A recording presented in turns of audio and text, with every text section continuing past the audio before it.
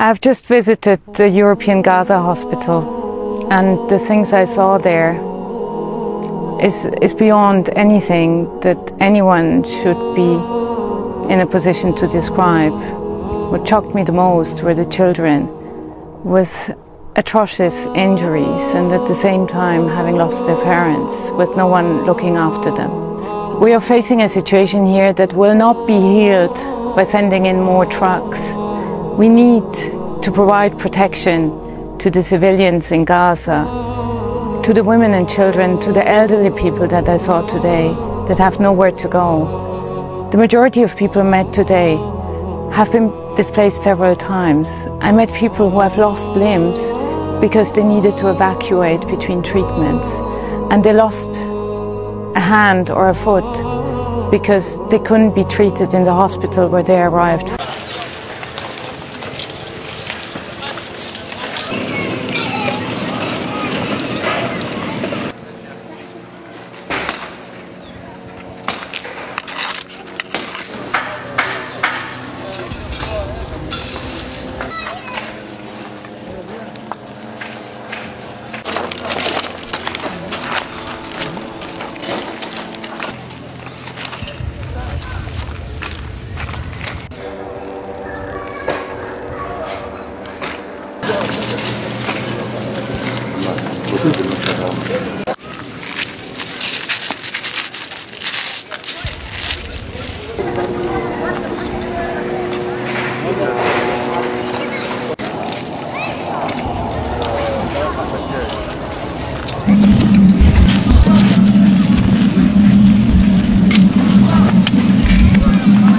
Je suis juif, donc toute la famille est morte, à l'exception de mon père et de ma mère, dans les camps nazis. Depuis toujours, je suis attaché à la cause palestinienne. Où est parti ce conflit? C'était des expulsions de maisons occupées par des Arabes, par des extrémistes israéliens. C'est de là que c'est parti. Depuis que l'extrême droite israélienne est au pouvoir, sur les territoires occupés, les colons n'ont pas cessé de progresser et d'établir d'immenses territoires. Est-ce que, par exemple, ces gens savent que la Cour de justice, en 2004, alors peut-être qu'ils méprisent même la Cour de justice, mais la Cour de justice en 2004 a dit qu'Israël n'avait pas droit à la légitime défense vis-à-vis du peuple palestinien. Pourquoi? Parce que c'est un territoire occupé. Il est puissance occupante. Donc il n'a pas droit à la légitime défense. C'est jugé par la Cour noir sur blanc dans l'avis de 2004. Et pourtant, on voit les plus hautes autorités entre guillemets, diplomatiques et politiques, en disant c'est un droit légitime défense, il faut qu'il l'affirme, etc., etc. On a affaire vraiment à des pyromanes. Je rappelle, parce que ce sont des choses qui ne sont jamais dites, que le père de Benjamin Netanyahou était à l'extrême droite de l'extrême droite sioniste dans les années 20 et 30. Une extrême droite qui a salué l'arrivée d'Hitler au pouvoir. Le fils de Netanyahou a offert son visage pour une affiche du parti néo-nazi allemand AfD. Et au milieu, vous avez Netanyahou qui nous explique que Hitler ne voulait pas exterminer les Juifs. Franchement, cette dynastie est une dynastie de pyromanes d'extrême droite. Écoutez, je voudrais vous dire, si vous allez au cinéma, chers consoeurs, et que vous arrivez pour voir les 5 dernières minutes, vous aurez du mal à comprendre le film. C'est exactement ce qui se passe. Il y a 700 000 colons en ce moment en Cisjordanie dans des territoires qui sont protégés théoriquement par le droit international. 700 000, ça c'est vos chiffres, là, 700 000 qui sont implantés. Depuis que M. Netanyahou a repris le gouvernement, c'est une implantation toujours plus agressive. Depuis le 7 octobre, il y a 200 morts, dont une grande partie due par les colons. Donc je vous dis, c'est une guerre coloniale qui prend la forme d'une colonisation en Cisjordanie et d'un blocus, Védrine appelé lui-même un enfer à ciel ouvert, pendant des années de Gaza et maintenant de l'envahissement de Gaza. Donc, puisque vous connaissez si bien l'histoire, vous savez comme moi que depuis le 1er janvier 2023, il y a eu 200 Palestiniens qui ont été tués avant le 7 octobre. Que Gaza, la vie à Gaza est une vie infernale qui a été menée. Qu'en Cisjordanie, il y a de plus en plus d'occupations et d'expropriations de terres de Palestiniens. Vous le savez. Aujourd'hui, ce qui est clair, c'est qu'il y a un massacre en cours à Gaza. Par l'armée israélienne. L'Union européenne finance beaucoup plus Israël. Israël a accès aux fonds Horizon, qui sont des fonds de recherche, des dizaines de milliards d'euros auxquels Israël a accès via des projets qu'ils peuvent soumettre. Mettons la pression sur Israël pour arrêter les crimes d'humanité qu'ils sont en train de commettre à Gaza. L'Union européenne, ces dernières années, n'a pas joué son rôle. Elle n'a rien fait pour faciliter une solution à 2 États. Elle n'a pas obligé nullement Israël et surtout le gouvernement actuel à respecter le droit international, à arrêter la colonisation comme était prévu dans les accords de Oslo. Mais est-ce que de toute façon, elle est entendue là-bas? Elle peut être entendue si elle dit nous allons prendre des sanctions. Si elle ne prend pas de sanctions, Israël s'en fout totalement, détruit même les projets de coopération et développement que l'Union européenne a financés. En tant qu'élu de la nation, député, vous pouvez lancer un appel au FPLP, demander la libération des otages, Éric Coquerel. Mais l'appel, c'est pas plus au FPLP. Moi, je fais un appel pour qu'il y ait un cessez-le-feu définitif pour faire en sorte de cesser les bombardements qui ont fait plus de 14 000 morts en Palestine et qu'on arrive à des négociations de paix sur la base de 2 États et un État notamment qu'on appelle les Palestiniens parce que c'est un conflit géopolitique. Dans ce cadre-là, ce que je remarque, c'est que nous demandions qu'il y ait un cessez-le-feu qui inclut la libération des otages. Là, pour l'instant, on est sur une trêve qui inclut effectivement une libération des otages. J'en suis satisfait et je suis d'autant plus satisfait qu'en même temps, il y a des femmes et enfants qui sortent des prisons israéliennes où, à mon avis, pour une grande part d'entre eux, ils avaient rien à y faire puisqu'ils n'avaient même pas été jugés. Je vous rappelle, c'est des jugements de tribunaux militaires sans qu'on passe par la case justice. Par non, mais quand vous parlez de cessez-le-feu, c'est-à-dire qu'on peut faire un cessez-le-feu avec le Hamas. Il faut au moins. Écoutez, moi je préfère. Je vois pas d'autre solution si à moins que vous estimiez que la solution soit de continuer à tuer 14 000 civils palestiniens, plus 200 en Cisjordanie où le Hamas n'est pas là. Israël, il y a une autre solution, c'est la reddition du Hamas. Il y a une autre solution, c'est qu'Israël respecte les résolutions de l'ONU. Si les États-Unis, la France et d'autres pays ne prennent pas les choses en main pour imposer une solution politique. Si on ne le fait pas maintenant, ça peut repartir encore pour 15 ans, 20 ans de conflits, de guerres insupportables. Près de 200 Palestiniens ont été tués en Cisjordanie depuis le 7 octobre. Enfin, pour conclure, en un mot, cette situation n'est plus possible. Qu'est-ce qui se passe en Cisjordanie? Comment vous décrivez ce qui se passe? En Cisjordanie, il y a une colonisation depuis plusieurs années de la part des gouvernements successifs israéliens qui ont doublé le nombre d'implantations de colonies. Et donc, il faut démanteler ces colonies pour pouvoir reconstruire un État palestinien. Et je demande à ce que la France reconnaisse la Palestine au plus vite, qu'il y ait un geste diplomatique. Mais honnêtement, je n'ai rien à faire de ce qu'ont devenir les 2000 personnes à Gaza, qui, il faut pas l'oublier, c'est les gens qui font la distinction, 2 millions, les gens qui font la distinction entre la population et le Hamas, je crois qu'ils ont oublié certaines choses, ils sont tous biberonnés à la même haine du juif. Donc moi, honnêtement, c'est après. S'ils vont aller en Égypte, tant mieux. Si on rentre... On va commencer cette guerre, David, sans savoir comment on la termine, sans savoir...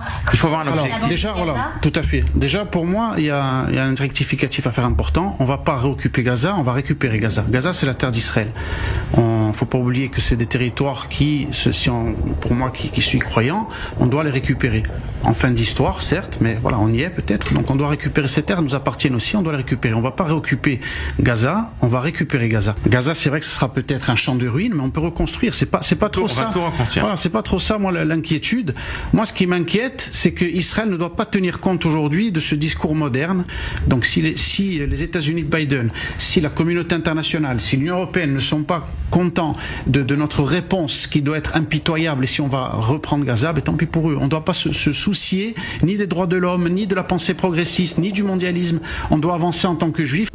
La carte du grand Israël qui se trouve sous une menorah. Regardez cette monnaie. C'est une monnaie israélienne, 10 agora. 10 agora. Elle est en circulation. Dessus, il y a une carte.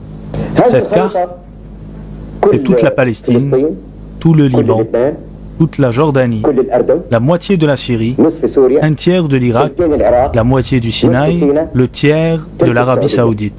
Ne disent-ils pas que Jérusalem est la capitale éternelle d'Israël, le grand Israël? Ceux qui disent à son propos, ceci est ta terre, ô Israël, du Nil à l'Euphrate. Quel est le projet de Baker? Le projet américain. Israël. Il dit non. Israël dit non à la conférence internationale et non au droit à l'autodétermination du peuple palestinien et non à un État palestinien indépendant et non à Jérusalem ou à son partage et que Jérusalem est la capitale éternelle d'Israël. Donc vous avez évidemment ce qu'on appelle, il s'appelle eux-mêmes comme ça aux États-Unis, le lobby juif qui soutient traditionnellement la politique israélienne et donc pousse son gouvernement à soutenir Israël. Et puis vous avez un autre type de lobby qui est le lobby évangéliste. Alors il y a une différence notable entre les deux, c'est que le lobby juif a à faire face aujourd'hui à une crise profonde dans la communauté juive. C'est-à-dire que la majorité des juifs américains sont hostiles à la politique de Netanyahou et de Trump vis-à-vis de la Palestine. Alors qu'on a plutôt un renforcement du soutien des évangélistes. Il y a une deuxième différence, c'est une différence de nature dans le soutien. C'est-à-dire le soutien qui était celui du lobby juif jusqu'à la crise dont je parle, c'était un soutien de caractère politique, de caractère géopolitique, diplomatique, etc. Pour les évangélistes, c'est tout à fait autre chose. C'est-à-dire ils considèrent, dans leur foi, que pour que le Messie arrive, il faut que l'ensemble des Juifs soient réunis en Terre Sainte et convertis, de gré ou de force. C'est pour eux la condition sine qua non pour que le Messie puisse diriger les forces du bien contre les forces du mal dans la fameuse bataille de la fin des temps, qu'on appelle la bataille d'Armageddon. Terminez votre avis sur la présence quotidienne de Zemmour à la télé. De qui? De Zemmour à la télé. Je ne parle pas de ces individus.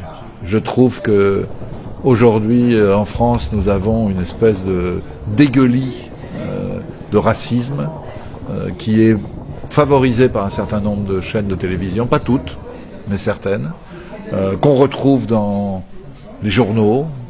On a même, malheureusement, des ministres du gouvernement qui participent à ce type de diffamation, à ce type d'expression de mépris et de racisme. C'est quelque chose d'absolument insupportable. Et je voudrais redire ce que je dis à tout le monde quand on parle de ça. Pourquoi tous ceux qui, au nom de la laïcité à la française, se dressent contre l'utilisation, le port du voile, pourquoi ils ne parlent jamais de la kippa des jeunes juifs et des croix des chrétiens? Parce que si on était honnête, si on voulait défendre vraiment la laïcité, alors on parlerait de tous les signes religieux extérieurs. Mais ce n'est pas le cas. Je n'ai jamais entendu Blanquer, le ministre de l'Éducation nationale, qui s'est fait remarquer par son ardeur à combattre le voile, je ne l'ai jamais entendu parler de la kippa, ni parler des croix.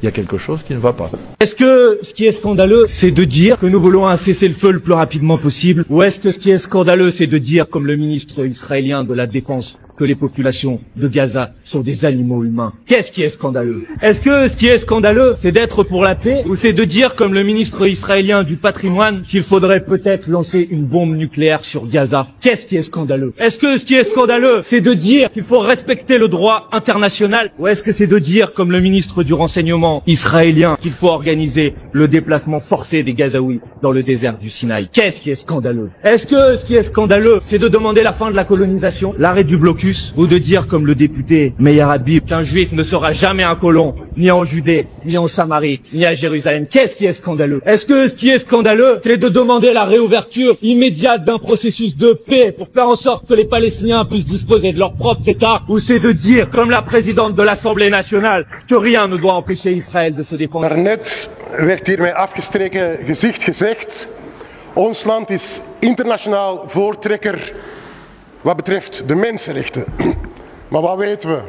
1.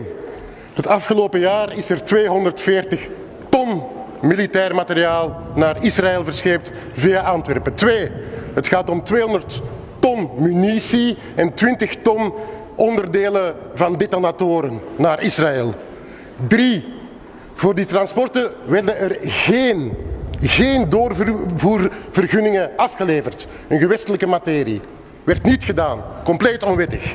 En 4. De douane moet dat controleren.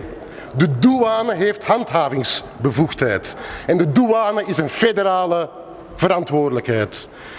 En dus, dat is wat wij weten. Iedereen is op de hoogte. De minister van Economie, de minister van Financiën, de havenautoriteiten, burgemeester Bart de Wever. Iedereen is op de hoogte, maar niemand doet iets. En ik vraag mij af, die Palestijnse rechten, zijn dat eigenlijk wel mensenrechten voor onze regering? Waarom wordt hier met 2 maten en 2 gewichten gehandeld? En daarom heb ik 2 vragen aan u, meneer de minister. Ten eerste, waarom, een heel concrete vraag, Heel concreet, waarom heeft het ministerie van Financiën niet de opdracht gegeven aan de douane om die verdachte ladingen prioritair te controleren? Waarom is dat niet vanuit de federale regering gebeurd? Waarom is die opdracht niet gegeven? Dat is geen Vlaamse bevoegdheid, dat is een federale bevoegdheid en dat is niet gebeurd. En de tweede vraag aan u, heel concreet, is waarom brengt u niet alle instanties samen vanuit de federale regering, Vlaams, lokaal, iedereen die iets met wapentransport te maken heeft, zet ze allemaal samen en zorg ervoor dat er echt een militair embargo komt in plaats van de hele tijd naar elkaar te wijzen en de paraplu open te trekken, meneer de minister. Zoals u weet zijn wapenleveringen en wapendoorvoer bevoegdheid van de gewesten en niet van de federale overheid. Als u weet zou hebben van strafbare feiten, bijvoorbeeld die ingaan tegen decreten van de deelstaten, ja, dan moet u zich natuurlijk tot het gerecht wenden. Dat was uw antwoord. 246 ton materiaal naar Israël via de haven. De documenten hebben wij opgevraagd bij de haven van Antwerpen. Die zijn er. 246 ton. Daarnet zei u, van elke diamant weten wij waar ter wereld hij zich bevindt. Van elke diamant. Maar 246 ton die net onder uw neus via België passeert, daar weet u niks van. Pontius Pilatus, in de regering, himself. U weet daar niks van. U weet er allemaal niks van. Handen in onschuld. Het is een ander niveau. Als er drugs in ons land worden ingevoerd, meneer de minister, wat doet u dan? Stroomplan, crisiscel, alle betrokkenen bij elkaar zetten. Maar als er 246 ton materiaal voor een vernietigingsoorlog door ons land komt, illegaal, volledig onwettig, dan zegt u, ik doe niks. Geen stroomplan, geen crisiscel, geen noodmaatregelen. Het is niet, ik heb al geantwoord, en zo verder, enzovoort. Zolang u wegkijkt in tijden van onrecht, bent u medeplichtig. Zolang deze regering wegkijkt in tijden van militaire verdediging, is deze regering bij alle partijen. Dank u wel, meneer Mertens. Dank u wel. Combien de temps allez-vous laisser Netanyahou mettre en danger la sécurité de toute la région? Vivre dans une réalité sociale et médiatique parallèle vous permet sans doute d'arriver à vous regarder dans une glace. Mais nous les voyons, les vidéos qu'on nous envoie tous les jours de cadavres d'enfants, avec leurs noms écrits sur leurs poignets pour qu'on puisse les identifier sous les décombres. Des grands-pères qui enterrent leur petite fille de 5 ans, des enfants qui disent qu'ils auraient préféré mourir avec leurs parents. Cela fait 50 jours d'horreur que vous arrivez à dormir la nuit, mais les Français n'y arrivent plus. Il faut prendre des sanctions diplomatiques et économiques contre ce gouvernement qui est un gouvernement d'assassins. Ne pas le faire, c'est être complice. Ne pas le faire, c'est tuer ses enfants une seconde fois. They told me to be quiet. They told me to do my research, to go back, that it's too complex to say something, right? To be silent in this moment. In the last 3 weeks, I've gone back and I've done some research, and I'm teachable. I don't know enough, but I know enough that this is a genocide, and we are scared. We are watching it unfold. We have been taught to just be complicit, to protect our careers, to protect our interests, and I'm not going to do it anymore. I'm not afraid to speak the truth.